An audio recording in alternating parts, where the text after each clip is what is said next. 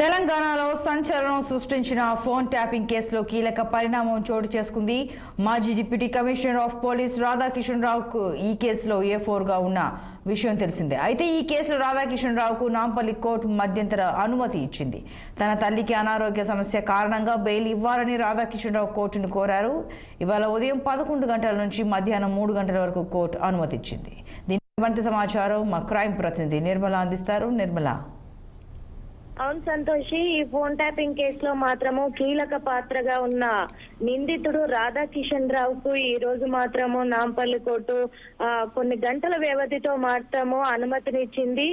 Bail మీద అనుమతినిస్తుంది కూడా. ఎందుకంటే ఈ రోజు ఉదయం 11 గంటల నుంచి మధ్యాహ్నం 3 గంటల వరకు అనుమతి ఇచ్చింది కోర్టు. అయితే తన తల్లి అనారోగ్య కారణంతో కరీంనగర్ లో హాస్పిటల్లో చికిత్స పొందుతున్న కారణంగా కూడా తన తల్లి దగ్గర కొన్ని గంటలు ఉండేందుకు కూడా అనుమతినిచ్చింది కోర్టు. అయితే రేపు ఉదయం పోలీసు ఎస్కార్డ్ నడుమ మళ్ళీ జైలు నుండి కరీంనగర్ కు రాధాకిషన్ రావును మళ్ళీ రిమాండ్ కి తరలించనున్నారు.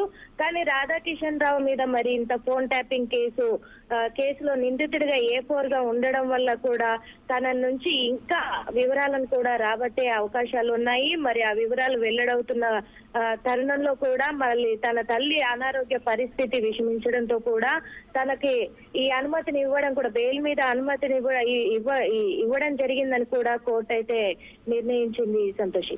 Right Nirmala, thank you.